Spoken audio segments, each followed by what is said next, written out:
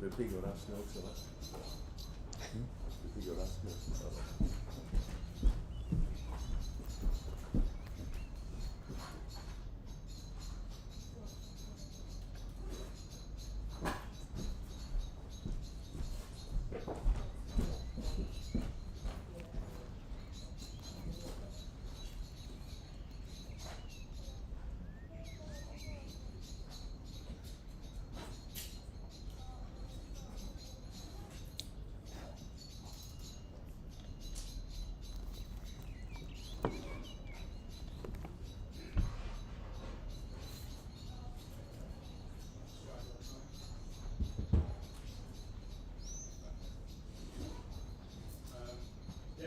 Okay. Morning, everybody. Hope you can all hear me. My name's Paul Barrett. First of all, before I get into introductions, wonderful to be here at the Almedalsveckan week. And first of all, we apologise that we're going to do everything in English. We promised to do better next time, and we're just really happy to have this great opportunity. So. Before I really start, I would say that obviously we're going to be doing a seminar on, the title is here, the growing global role of Nordic icebreaking.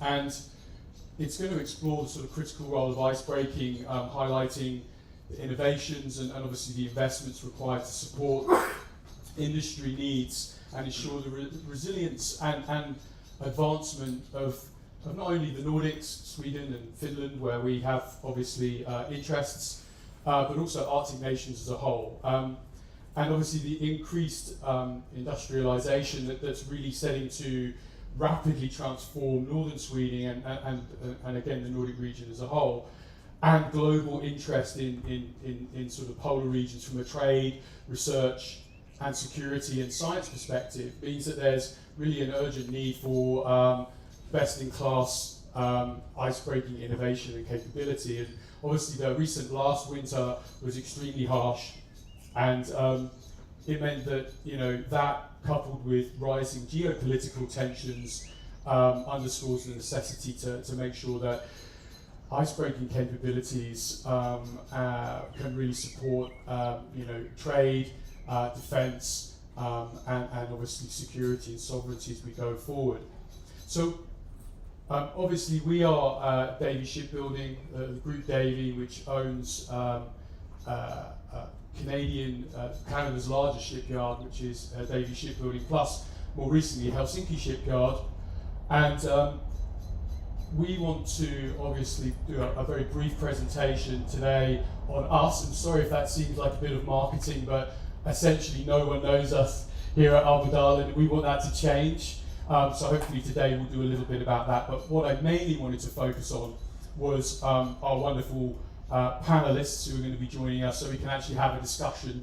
And we have my great colleague Turkka Japanen, Director of Business Development for Davie Group, Mikael Odenberg, former Defence Minister, Tina Thorsel, she's the Director of Public Affairs for the Swedish Confederation of Transport Enterprises, and Gunilla Svantorp, MP for the Social Democrats and spokesperson on infrastructure. So I'm going to get you to come up in just a few moments. First of all, I'm going to also introduce James Davies.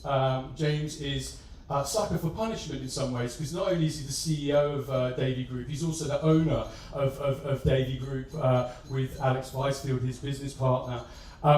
And we're going to just spend a few moments now explaining hopefully a little bit about ourselves and why we're here and why transatlantic as well as Nordic icebreaking is a very important thing. So as I said, we just want to introduce ourselves and as well as the recent acquisition of Helsinki Shipyard, your near neighbour, obviously in Finland. We want to highlight, the world-class expertise, Nordic expertise in terms of ship design, construction, maintenance, and even operations that we can offer. And then really the big bit is obviously with our distinguished guest to discuss how in this changing world we can collaborate to also solve some common challenges and even capture mutually beneficial opportunities. So this is us in a nutshell. And we really are, a true transatlantic shipbuilder. So we obviously have, as we said, we have Canada's largest shipbuilder. We also have, interestingly, 20 plus years of confirmed contracts to build the Western world's largest icebreaker fleet. This is something that is incredibly important, and James might say a few words as to why we then bought Helsinki Shipyard, which is the leader in obviously icebreaking technology, which is, I'll pick those up for me, Phil, thank you. And look, so I think in the end what this tries to do is to illustrate that, we have, great operations and capabilities, but we also have, huge amounts of investment that's going into our business in Canada, and that will also follow in Helsinki to ensure that we are absolutely state of the art and that we can provide our services and our products to as wide a range of customers as possible. Paul, do you want me to give a different context or a different spin, a lens to look through? If we look at shipbuilding in the West, it's been migrating for years. I've said it to many of you individually, but a big proportion of a ship's cost is labour. And whereas coming out of the Second World War, we had very advanced shipbuilding capability, we maybe became, should we say, very relaxed about protecting that. And we've allowed over time, because it's a very easy thing to do, if you're basically reducing the capital cost of the assets that ship the goods that we need around the world by 50%, which is proportionately what labour typically is, 40, 45, 50% of the cost of a ship. So where that's left us is with a shortage of shipbuilders. You know this in Sweden, but we see it everywhere in Europe, and we've seen it in North America. And the 20 years of confirmed contracts is the most unusual thing, because usually shipbuilders in the West are chasing the next ship, the next ship, the next ship, and they're doing everything they need to do to get the next ship, including racing to the bottom. If you're racing to the bottom, you're going to fail every now and again to make up the miracles that you need to achieve incrementally in each ship build to produce profits.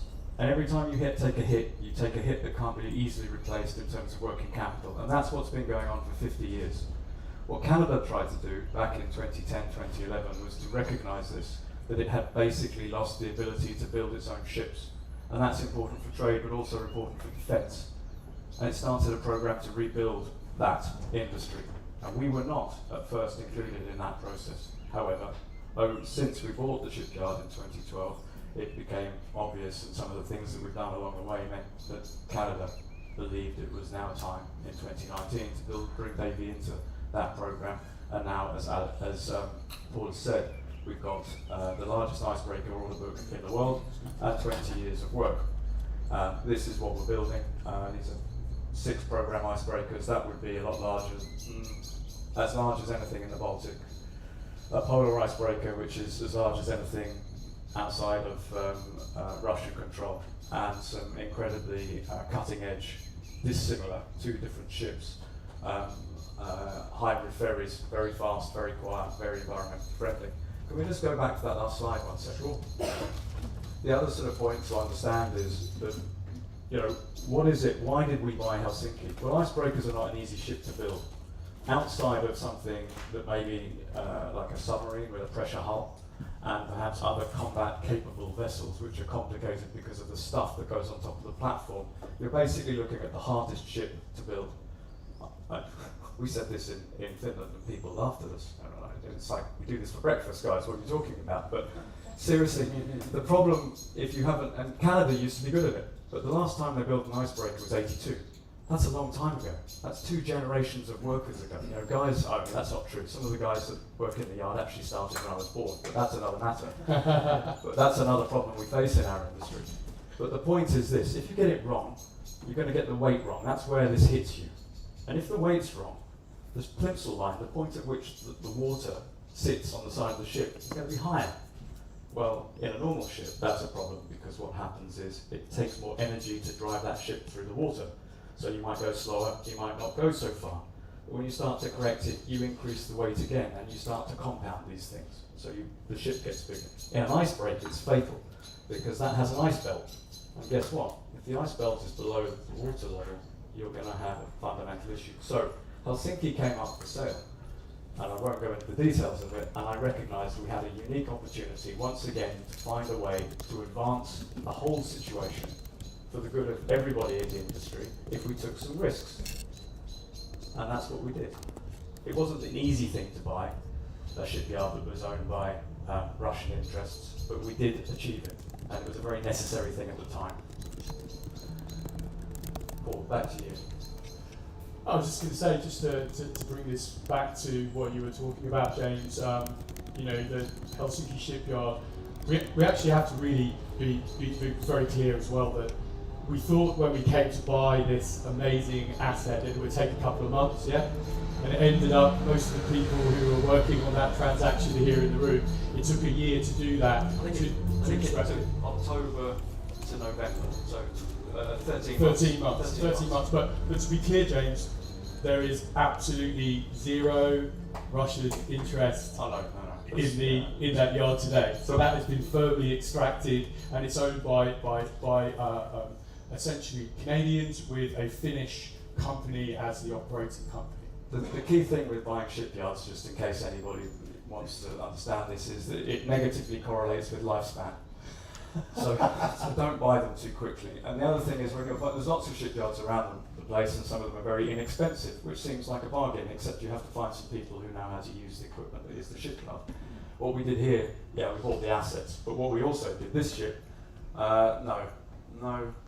the third of these ships, the Diana, yes, was delivered on the 4th of April 22, and that is true, 23.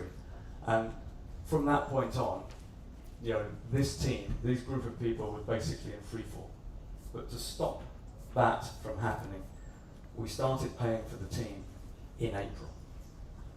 And that's what we did. We bought the team. The shipyard, okay, it's another shipyard, and it's great, but it's the team, it's the people that matter. That's where the know-how resides. You know, the how to not make the mistakes that puts the ship underwater at the plimsoll line.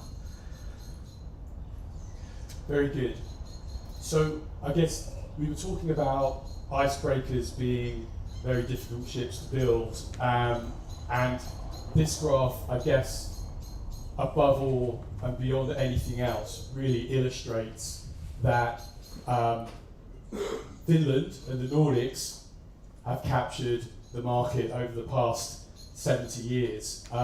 Because if you look at, there are many other ships that have been built, but as you can see, Helsinki shipyard, I think it's about 50% of the entire fleet that's been built over the past. These are heavy icebreakers. Arguably, you could go a little bit larger. It's like 54, 60%, and the other ships here, you know, the dates have gone a bit strange. Yeah, but, I mean, basically it's from 1954 to just about yesterday. The next competitor in this race is Baltic Shipyard, which is located in St. Petersburg. Other interesting things to note, somewhere in here is a ship called the Sir David Attenborough, which was the UK Antarctic ship. And it was a fantastic vessel, but it was a very hard lesson for the shipyard that built it in the UK. It nominally cost 250 sterling, and we understand that probably it cost quite a lot more than that. So unfortunately, it was a very challenging build. The same thing is true of another icebreaker doing the same job, but for Australia. And there are other vessels. Everybody that tries this the first time loses money, the second time loses money, and I don't need to go on. Case in point is America, biggest industrialized nation in the world. Their Polar Security Council program started at 750 million for the first ship. It's due to deliver in 2024. It's not going to deliver in 2024, or 25, or 26, or 27, or 28. Dot, dot, dot. Because they're difficult ships to build. And this is the point. It's a difficult technology. But what hangs on the back of this is technology that has been developed here in Sweden, in Finland, which the whole world uses when it comes to building ships. And that's the thing that I wanted to say, that this is not only a great business with a lot of know-how, but the supply chain that exists here is unique. There's nothing like it. There's nothing that per capita punches as high. Where does the R&D live? All the bright ideas, many of the bright ideas come out of these two countries. And yes, they're developed elsewhere within the Nordics heavily. And yes, they're also developed in Europe. It's very true. But we've got this epicenter of creativity for this very strategic industry. Back to you, Paul. Very good. So, James, this is various public sources excluding Russia and China, but it's a summary of global demand for icebreakers, and I think, Phil, this is also for, is it ice-going vessels also? Okay, very good. So as you can see here, its current fleet order book and declared, publicly declared new capacity. I guess here we're thinking there are potentially 80 projects for public and commercial interest, not just in the Nordics, but mainly in North America. But as you've repeatedly said, James, not just here, in many other forums, is that that Nordic capability is going to feed and actually take opportunities and be able to grow business and reach far beyond the Nordics in terms of your own domestic needs. The ships that need to be built will ultimately be influenced or built, or equipment will be provided which will be from this region. I think the point here is that this asset type, this specific type of ship, is at its probably apogee, its peak in terms of demand, and we'll touch on it in a bit, but the Arctic is really very important in terms of geopolitical events today. The last pool of different types of resources that are yet untouched, more or less, by humanity, and consequently that is an area of huge competition. So this is very important to us. I think the thing is that people are slightly worried sometimes about, well, what does that mean? Are we giving something away? It's not. It's absolutely an opportunity, because the next generation of these assets probably will be developed here in the Nordics, and it will be progression. And then if it's not this ship, it'll be another type of ship, which is a very difficult ship to build usually. It does something technically complicated. I'm happy to talk to you about what the next iterations look like. But this is what our society in the West needs now. And they're going to go on needing these things, and I think we're seeing a huge adjustment. There's an opportunity here that is in value proposition, but it's also the right thing to do because the West needs this. Very good, thank you. So I'm not going to dwell on this, but this is really, this is illustrative, but it's also to illustrate how, how Canada, Sweden and Finland could potentially collaborate on shipbuilding programs as we go forward. And that can be anything from, final products through to developing together innovation and intellectual property. It can also be about research and development. That could be into new fuels, to digital transformation, processes, systems, all of those things. It can even be government-to-government partnerships in the Nordics, but also in the Arctic more broadly. And wherever we go, whether it be in Reykjavik or be in the north of Canada, to conferences and to meet people, the discussion is always around, we need to collaborate more readily. We need to make sure that we can defend our vital interests. We need to actually seek and secure opportunities. And obviously, one of the ways that you can do that is being present in these very harsh environments, and actually one of the only real ways you can do that is by having a fleet of the absolute best icebreakers, and they project. I want to mention he doesn't mean this harsh environment. This is not a harsh environment. This is the other thing. This is a beautiful environment. It seems quite ironic talking about icebreaking in this environment, but anyway. mean, one of the things that people always say to me is, yeah, but you know, these things are so expensive. And well, yes, they are. Do you think you're going to get the ship you want by going somewhere else? Probably not. In fact, you might rue that supposed obvious value proposition. Generally, you're buying risk when you contract for things that are too cheap. But the way we get to something that is highly affordable is by practicing more. So if we keep on deferring the day when we start practicing, it's like, I've got a marathon to run in 6 weeks' time. When are you going to start practicing for the marathon? No, start now, not 1 week beforehand. So we have to do this. We have to accept that at the initiation again, we have to contract the right way, sensible contracts. We have to pay it the right price, not seek the race to the bottom. It's not like we're going to be running over the horizon with our profits and dollars behind us. That's not the way it works. We're here to reinvest. I've put every single cent that we've earned out of the business in Davie back into that shipyard for more than 10 years. And we're quite prepared to continue doing that. But we need everybody to come along because this is not a charity. We have to rebalance the way we do things in the West. This pursuit of globalization with low-cost everything, that doesn't set us up for success. And there are so many places where the products of this, the journey along the way, the value chain, offers advantage to our societies, to our economies. I mean, we're used to selling this piece for not very much money, the IP, the design. I think this is incredibly valuable because other folks just don't know how to do it. And that's very much what we're doing in North America. If you want to think of it in the right way, I suggest we are a beachhead, Davie in Canada, to North America. And that really is the message. And collaboration is a word I hear a lot. It's the practical application of the word that matters. You know, doing things that make a difference. That's very good. Thanks, James. So that's really it. So now we will start our discussion. So I would love for our panelists to come up to the stage, please. James, if you want to come over here. Stop talking so much. No, that's fine. But then you can do a wrap up at the end. That's good. Fantastic.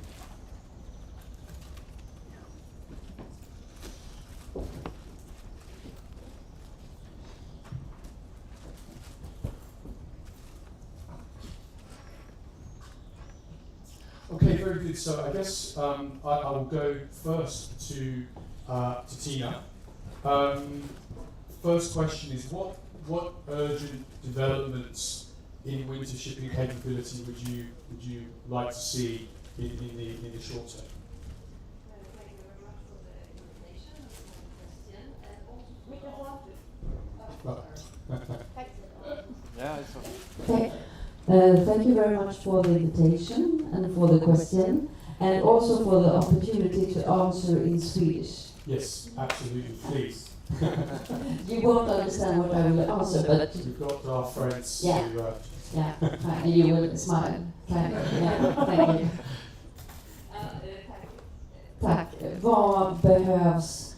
Alltså, det vi vet och det vi ser, det är ju att vi har en alldeles för gammal isbrytarflotta i Sverige. De bästa båtarna är kanske 50 år gamla. De behöver bytas ut. Och det blir ett läge där det kanske är tufft att säga, vi vet inte riktigt vad vi behöver. Due to climate change, we don't really know what do we ask for, what do we need. Vi vet att vi får en ny typ av klimat, vi får en ny typ av is, klimatutmaningen ger oss också vindkraftparker på ställen som vi inte är vana vid. Vad händer med isen när vi har stora iskraftsparker?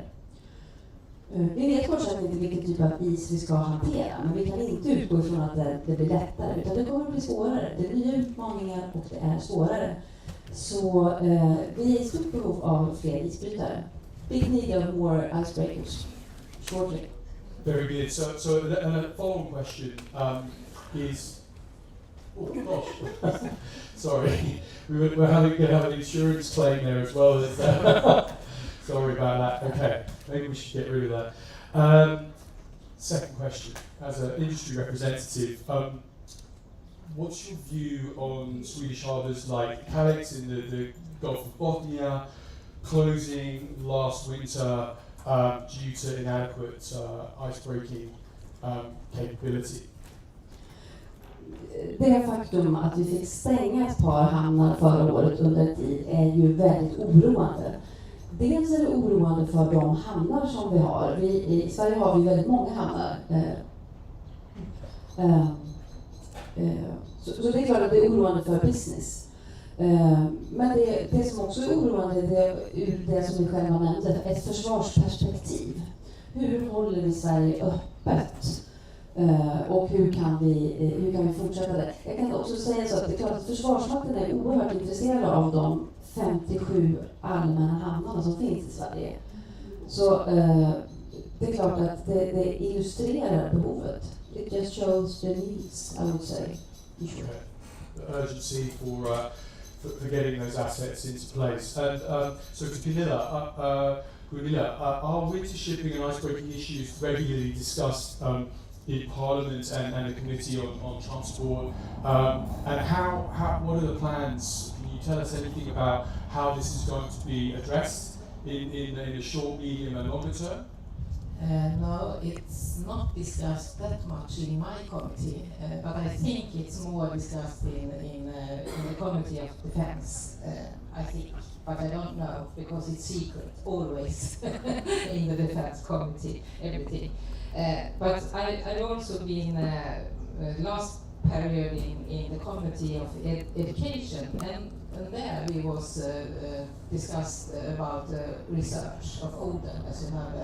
Yes. On the picture before, it's also old. and we could see, if we go into YouTube, we could see films from Oden when they are researching in the Arctic area. So it's very important, but it's also very important, of course, because what's happening in the north with the industrial, and it's rapid, as you said before. So, and I think we have or the government have in the budget for 2 icebreakers, but the plan is for 2, but I heard that only money for 1, so I don't know, because I'm the opposition, so I don't know what they're talking about. We will see when it comes at land, and we could tell our plans. Okay, but fundamentally you would support two icebreakers coming if that was possible, but at the moment it's not clear exactly what's going to happen. I mean, what we've heard obviously is that there is potential demand for many more icebreakers, and not just in Sweden, but obviously in Finland and elsewhere. So it seems that it's something that's so intrinsic and essential to the life and the defence and every aspect of the Nordic condition, that to not have those assets seems crazy. So we've got to hope, I guess, that these things do move quite quickly. Yeah, we have to. And this winter, I also have phone calls from the mayors in the ports where they were closed, and they said, "This is our way out. You have to do something." So I think it's a big need. Okay, very good. Okay.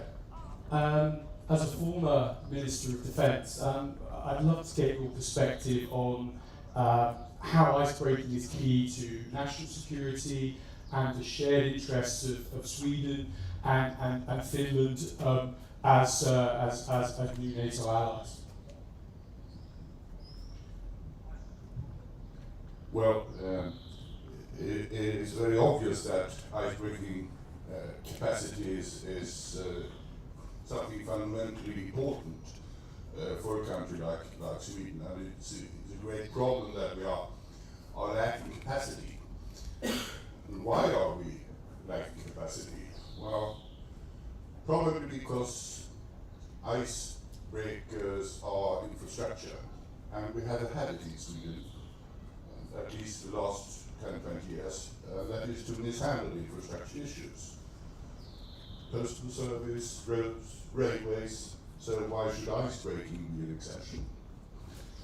And now it's more important than ever to upgrade capacity, not at least with regard to the fact that we have an industrialization process going on in the northern parts of Sweden, with fossil-free steel production and things like that.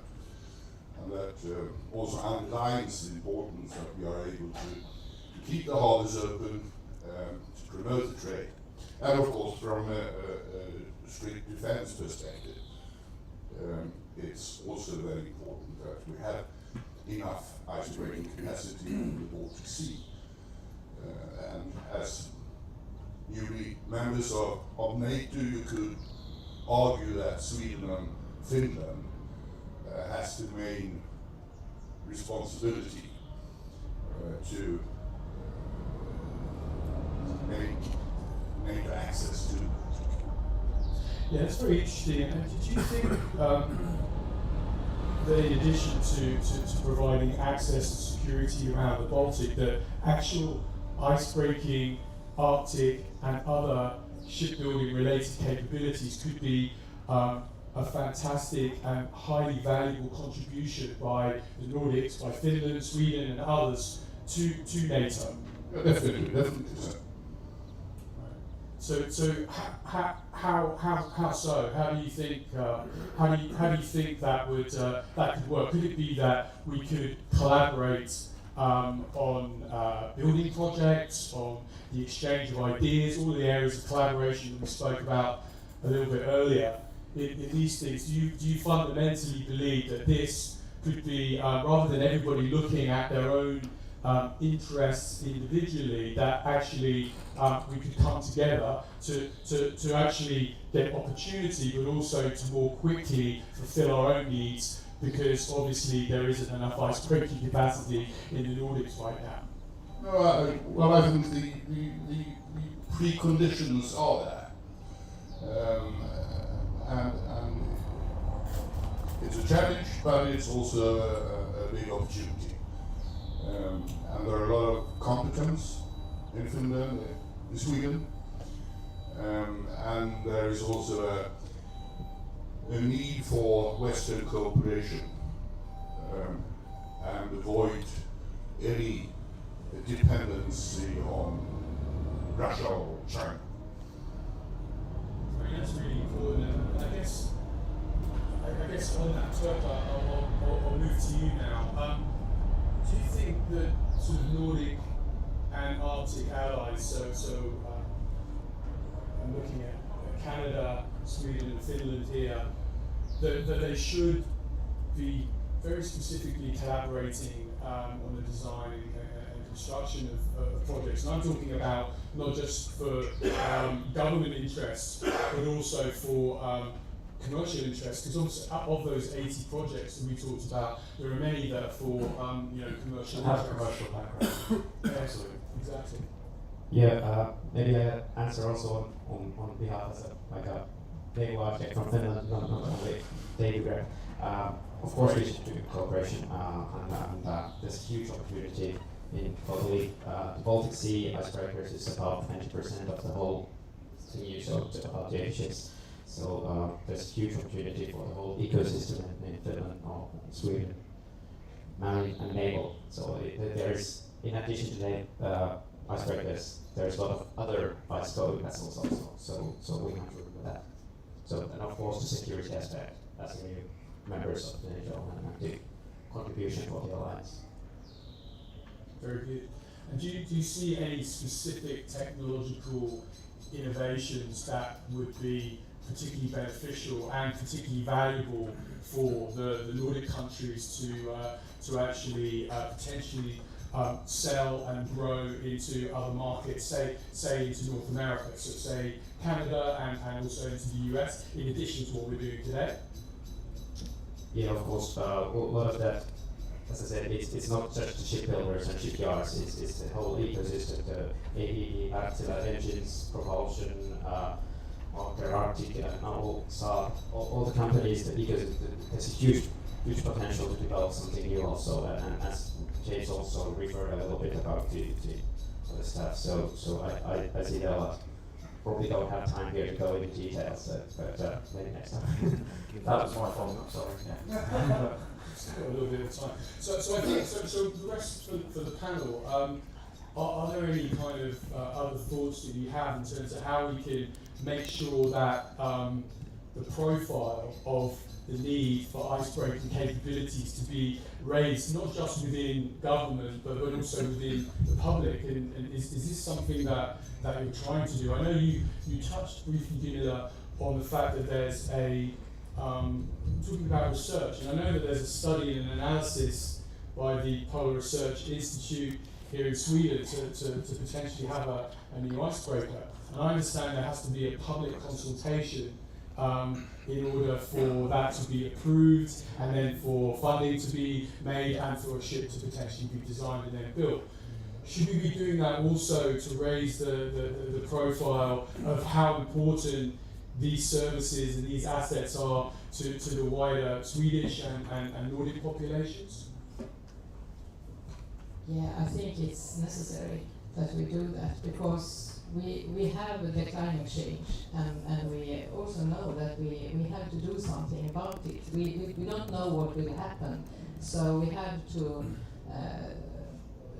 research, and we have to innovate new things. So, but I also think that we in the Nordic countries could be even better with discussing, point out this is a question that we are driven together. So perhaps you do that when you are a minister in the Council of Ministers of Nordic, but it's in a little group. It doesn't reach the other people that not are in the room. So we have to spread it, and it's important to point out this and this and this we will do in the Nordic countries together with others. Very good. Tina, did you want? Yes, thank you. We're talking a lot about the collaboration between the countries, Canada, Finland, Sweden, but I also think we need to maybe talk a little bit about the collaboration between industry and defense. And we have to underline that in the public discussion. That this is because what I experience is a huge interest from the defense. When we talk to them, they are very keen on all the ports, and we don't really have that engagement from not from the industry or not from the public. So I think this is one of the important parts to increase the pressure from the industry, because the defense they are very interested in this. And also, as Michael said, we have really mistreated our infrastructure in Sweden for a long time. Icebreakers are not on top of mind of the public. This is not how you gain votes in the next election. There won't be icebreakers. That will be electricity, roads. So maybe also have to think a bit about alternative financiations. We have some experience in Sweden, most of them very poor, but still, I think that might be a way forward. That's very interesting. Thank you very much for that. Okay. And then you didn't hear my former speech in Swedish. Oh, That right. were even more interesting. We're going to get that transcribed. Well, I must admit that during 16 years in Parliament, I don't think I ever pronounced the word icebreaker. So it's not on top of the public debate, and not even in the parliamentary debate. But, it's interesting. So I'm going to continue with Defence Minister, but I think increasingly, regardless of which political side you're aligned with, the defence and the protection of interests and way of life is something that is uppermost in people's minds. And I think definitely in North America, there's a big focus to use industrial policy, shipbuilding and other industries, to drive national security and defence aspects. And I think that's something that perhaps either is or should be on the political and public agendas as we go forward. I wonder if you have any thoughts. I think it's fair to say that historically, issues regarding icebreaking has never been thought of as a defence issue. It has been something that had to do with trade, not defence. So it's happens just right now, but it has become also a defense issue. One sign is that the Swedish Maritime Authority is taking a strong grip over the icebreaking fleet, just because it's now also seen as an important part of the national defense. So there is a change. Very good. It's great. Turco, have you got any thoughts? You can put your former naval hat on if you'd like. Yeah, maybe that's the same thing in Finland. So the Navy has not been very interested in icebreakers. It's not their task. In my previous life, I was working for the Finnish Navy, so that's the background. But yeah, it's changing, and due to new era, things need to move even in ice. So as the Swedish commander, Navy commander yesterday said that the naval mobility, military mobility at sea is becoming a new topic for us. Very good. So I guess as we come to sort of round this out, is there any questions in the audience? Anybody have any burning points to make? Very good. James, would you like to say a few more words? We've got something here for you. There we go. So what I'm going to do now, this is a few excerpts from a speech I was lucky enough to give in Washington DC a few months ago, and really the theme is very much the one that we've been talking about, it's, well, you'll see. I'll just go through it. So my company's acquisition of Helsinki Shipyard is really emblematic, we think, of the new necessity for Nordic transatlantic cooperation, especially in our small niche of highly specialised vessels. Shipbuilding as a whole really needs to be a bit of a revamp, as I've said, and this is because finally, after 50 years plus of peace, which has been great, we're now facing an extremely volatile geopolitical situation. In fact, probably the most challenging in decades. So cooperation is not a nice to have. The defence of our shared values, vital interests, and potentially everything else depends on it. I'll come back to that. The North is, why you touched on icebreaking, it's been something that people have not been very glamorous, treated as a service, infrastructure almost. But the North, as I said, is the bellwether for climate change, and because of the recession of the ice, but more like instability of the ice, because now it moves around, there's a lot more of it. If you speak to the Canadians, they'll tell you that the Northwest Passage is more blocked off at certain times than ever before. It really is essential to have a presence. As I said, the resources, the clamour for resources, the race for resources, that's where it's going to be fought out. And if we want to keep the peace that we quite rightly can lay claim to because it's adjacent to us, then we have to be present. And if we want to have good neighbours, we have to have good fences. The Russians do have excellent assets. They have the best assets in the world. Those assets that we have this PC grading, PC 1, 2, 3, 4, the higher the number. The West doesn't have any PC1 assets. And the assets that the Russians have are basically beyond that, PC 0. They're incredible, and they're building bigger and stronger and faster. And the Chinese just delivered another major icebreaker last week. And so it goes. And we're still working out, how are we going to contract it? Is it fair and even in the marketplace? Can we afford it? Oh, it's a few cents more, a few dollars. Guys, we just have to work together and really, really focus. And we have to maybe speed up, because I'm commerce and we're always trying to rush, we're always in a hurry, time is money and money carries interest, blah, blah, blah. No.